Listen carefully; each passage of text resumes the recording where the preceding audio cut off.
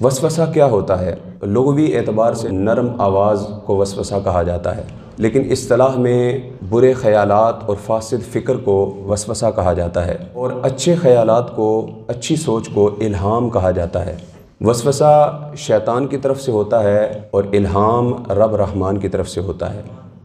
ہر انسان کو وسوسے آتے ہیں، کوئی بھی انسان اس سے محفوظ نہیں۔ بڑے بڑے صوفیاء، بڑے بڑے اولیاء، حتیٰ کہ صحابہ اکرام کو بھی وسوسے آئے۔ بخاری و مسلم کی متفق علیہ حدیث مبارکہ ہے، عن ابی ہریرہ رضی اللہ تعالیٰ عنہ قال جاء الناس من اصحاب رسول اللہ صلی اللہ علیہ وسلم فسألوہ انا نجد فی انفسنا۔ حضرت ابو ہریرہ رضی اللہ تعالیٰ عنہ فرماتے ہیں، حضور کے بعض صحابہ حضور کی بارگاہ میں حاضر ہوئے اور آ کر عرض کرنے لگے، یا رسول اللہ صلی اللہ علیہ وسلم، ہمارے ذہن میں ایسے برے خیالات آتے ہیں کہ جن کو زبان پر لانا ہم بہت بڑا گناہ تصور کرتے ہیں۔ آقا دو عالم صلی اللہ علیہ وسلم نے فرمایا، کیا واقعہ ہی ایسا ہی ہے؟ قالوا نعم، ہاں یا رسول اللہ، بالکل ایسا ہی ہے، ہمیں اتنے برے برے وسوسے اور خیالات آتے ہیں۔ تو آقا دو عالم صلی اللہ علیہ وسلم نے کیا فرمایا؟ فرمایا یہ تمہارے ایمان کی نشانی ہے۔ وسوسوں کا آنا برا نہیں ہے، وسوسوں کا آنا یہ تمہارے ایمان کی نشانی ہے۔ اکثر لوگ ہمیں سوال کرتے ہیں کہ جی ہم نماز میں کھڑے ہوتے ہیں تو ہمیں اتنے برے برے خیالات آتے ہیں کہ ہم سوچتے ہیں کہ ہم رب کی بارگاہ میں کیسے کھڑے یہ سوچ رہے ہیں، تو ہمیں نماز میں کھڑے ہونے کا دل نہیں کرتا کہ ہمارے ذہن میں اتنے برے برے وسوسے اور اس قسم کے خیالات آتے ہیں کہ ہم نماز میں کھڑے نہیں رہ سکتے۔ تو جن لوگوں کے ذہنوں میں وسوسے آتے ہیں، یقیناً ہر انسان کے ذہن میں وسوسے آتے ہیں، کسی کو اچھے خیالات نماز میں آتے ہیں، کسی کو برے خیالات آتے ہیں، وہ بھی شیطان کی طرف سے دوران نماز وسوسے ہی ہیں۔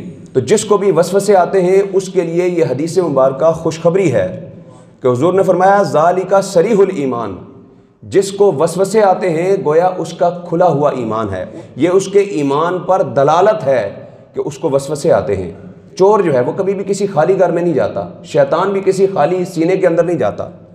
جس سینے کے اندر ایمان ہوتا ہے شیطان وہیں وسوسے ڈالتا ہے۔ جس طرح چور اس گھر میں داخل ہوتا ہے جہاں پر مال ہوتا ہے، اسی طرح شیطان بھی اسی کے سینے میں، اسی کے ذہن میں وسوسے ڈالتا ہے جس کے دل میں ایمان ہوتا ہے۔ جس کے دل میں ایمان نہیں وہ بھاگ بھاگ کے نمازیں پڑھتا رہے، بھاگ بھاگ کے سجدے کرتا رہے، ساری ساری رات سجدے میں پڑا رہے، جب اس کے دل سے ایمان نکل گیا، اس کے سجدے کی وقت ہی ختم ہو گئی، تو اب شیطان کو ضرورت ہی نہیں ہے کہ اس کے دل میں کوئی وسوسہ پیدا کرے۔ بلکہ مفتی احمد یار خان نعیمی رحمۃ اللہ تعالیٰ علیہ نے میرات المناجی کے اندر مرقات کے حوالے سے مولا کائنات حضرت سیدنا علی المرتضیٰ کا فرمان نقل فرمایا کہ حضرت علی المرتضیٰ فرماتے ہیں، جو نماز وسوسوں سے خالی ہو، جو نماز وسوسے سے خالی ہو وہ یہود و نصارہ کی نماز ہے۔ جو نماز وسوسے سے خالی ہو وہ یہود و نصارہ کی نماز ہے۔ یہ باب مدینۃ العلم کا فرمان ہے، مولا کائنات فرما رہے ہیں۔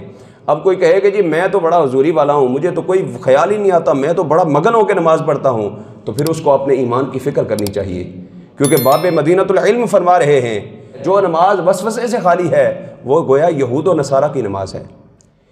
اس لیے وسوسے کا آنا کوئی برا نہیں ہے، لیکن اس پر عمل کرنا برا ہے، ڈٹ جانا، اس خیال کو پھر آگے بیان کرنا۔ اور اس حدیث مبارکہ کے اندر دیکھیں صحابہ حضور کی بارگاہ میں آئے اور یہ عرض کرنے کے لیے آئے، یا رسول اللہ ہم اپنے ذہنوں میں ایسے خیالات پاتے ہیں کہ اگر انہیں زبان پر لائیں تو ہمیں لگتا ہے بہت بڑا گناہ ہو جائے گا۔ آج ہمارے ذہنوں میں بھی بڑے بڑے خیالات آتے ہیں، اور اکثر نوجوانوں کے ذہنوں میں خیالات آتے ہیں اور بڑے کھل کھل کے جو ہے وہ برے برے خیالات اپنے دوستوں کے ساتھ شیئر کر رہے ہوتے ہیں۔ لیکن صحابہ کا کامل ایمان دیکھیے، صحابہ اکرام کا ان وسوسوں پر عمل کرنا تو درکنار، اس کو زبان پر لانا بھی صحابہ برا جانتے تھے۔